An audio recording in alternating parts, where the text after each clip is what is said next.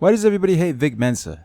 Here's why. Who made you eligible to even weigh in? You sitting at a computer jacking Everybody off, weighs in. fucking typing. Yo, chill, Vic. Is it the eyeliner he wears? Probably not. Is it the music he makes? Maybe. Or is it the way he carries himself and how he uses controversy to promote his music?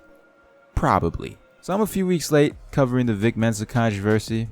By now you're probably saying, which one?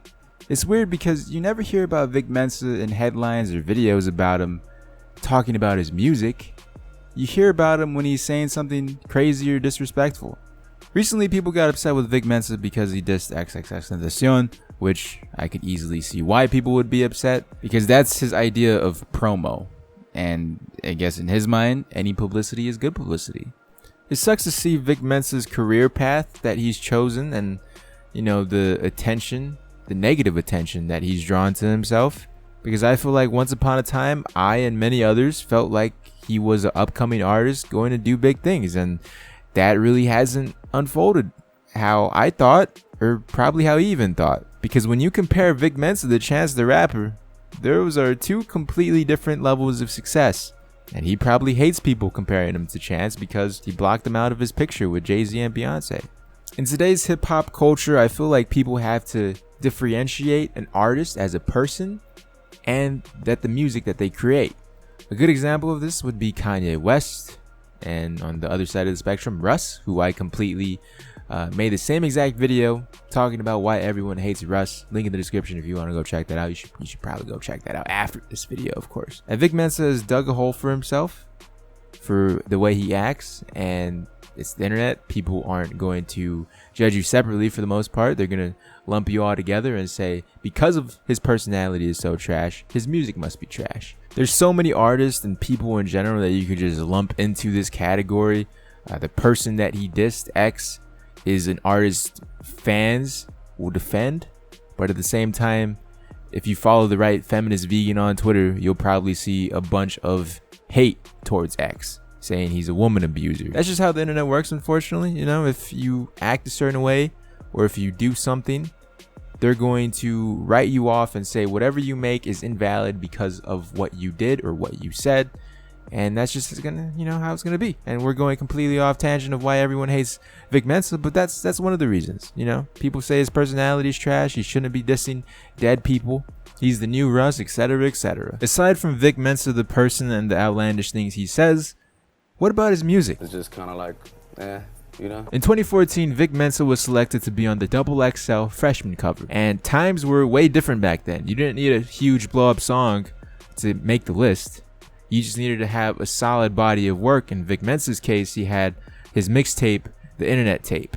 It came out when I was in high school, and I remember always playing this whenever I had the chance. The two songs that got him major recognition from this project was Orange Soda and Hollywood, Los Angeles.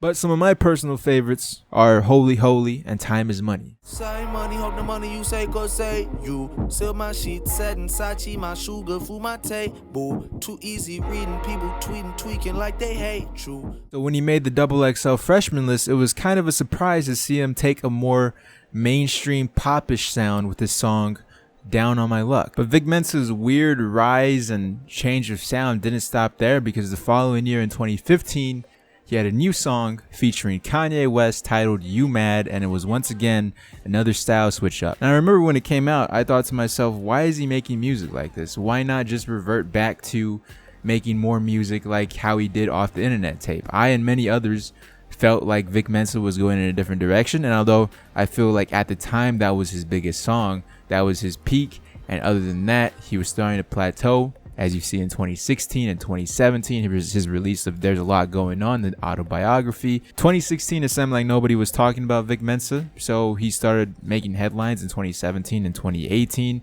2018 being the most recent of why everyone hates him. And he's also going to be dropping another new project before the year ends, which he released his new single to called Dark Things, and a lot of people are hating on it. Why are they hating on the song? There's a couple of reasons. Because of the comments he's made in the past, and also people are hating on the song because he sounds a lot like other artists on this track and doesn't sound like himself.